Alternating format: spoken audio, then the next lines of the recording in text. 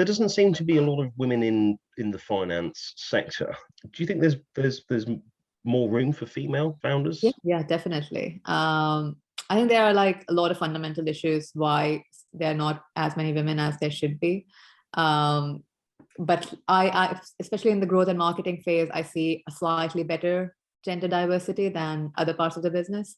But in terms of founding and founders, again, it's very, if you just look at all the fintechs, it's very male and it's very white. So there's a general lack of diversity when it comes to founders in fintech. But yeah, there's definitely room. We see investors also being interested in funding startups that are founded by diverse people. So yeah, there's no doubt that there's room. So how do you think companies out there are approaching diversity and inclusion, especially regarding the topic of gender? Yeah, so that's something I quite strongly feel about, because I don't think companies are doing enough for having, I think on the interviewing and hiring side, yes, they're trying to hire more people, but in terms of making them feel supported after they join, the company policies are still very, just talking about women, for example, a lot of tech companies don't have a great maternity package. And that's like a very basic thing that companies can do if they were serious about diversity and inclusion. And then again, like the company culture itself, there's a certain way of communication between how females would talk versus males would talk. Do males have the awareness to change their communication style depending upon who they're talking to? And that's something that women have to deal day to day. So there's not enough work that's happening in terms of the company benefits and culture side.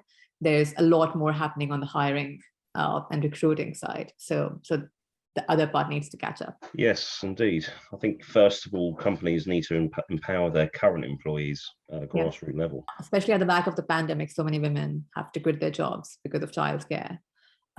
If only companies supported some childcare benefits to keep women employed and give them some extra room to be able to have a career and still be the primary child carer, then it would be a much different environment. So I don't know, there was one research that said that we have gone back to like the 1990s after pandemic when it comes to women in the workforce, just because so many women have left their jobs over the last year. So it's going to take a long time for us to level up again. And as a founder, I want to make sure that when we get to that stage, right now we're a small company, but as we start scaling and employing more people, I want to make sure that women especially feel supported to be able to have a full-on successful career and still be able to manage their childcare and whatever other needs there are. Especially with COVID. I've just been reading just alone today, there was over 200,000 children off school just last week. Yeah. Predominantly, it's going to be the woman that's going to have to take time off work. That's going to have an impact with many bosses because there's just no inclusion there. How would you at Novus tackle that? Yeah, so I feel like there are certain countries that do a much better job of in terms of like having the right policies in place, but there are also a lot of tech companies that have done a decent job. So as like the first one that comes to my mind, because my partner works there, is he works at Spotify, and they had a 6-month paid maternity leave, and like 6 months paid paternity is unheard of in the UK. Absolutely, and because they have like more like Nordic laws that they follow as a global policy, which is great on their part. And also like Google, for example, has some great benefits. So I'm looking at some of the leaders in the market to have our policies kind of match up to that, at least. So having a healthy paternity package is kind of very basic. And then we have some care days. So I think we've got 15 or 20 care days in a year that somebody can take if they were to care either for a child or for elderly, whatever that reason is.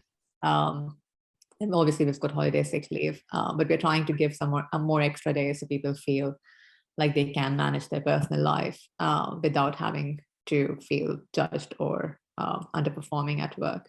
I think having, packages like that in the company, I think that's key to actually growing a business, and it's a key part for a business model. What other areas do you think is key to growing a business? Especially in a startup, because we don't have as deep pockets as some of the other bigger players. So we can't really compete with the top salary paying player in the market and match up your salary from a different offer. But to attract top talent, what we can offer is extreme flexibility. And that has been especially true for me personally as well. Like I wouldn't have been able to be a founder and be leading growth and marketing at the company if I didn't have this flexibility option over the last 12 months, because I've got a 16-month-old daughter myself.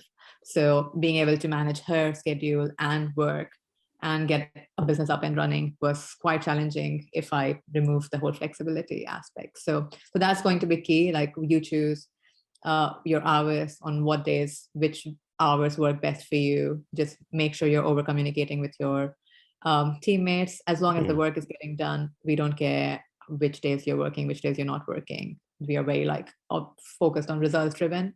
So I think that will be another aspect that we can, as a smaller company and a startup, offer to potential employees.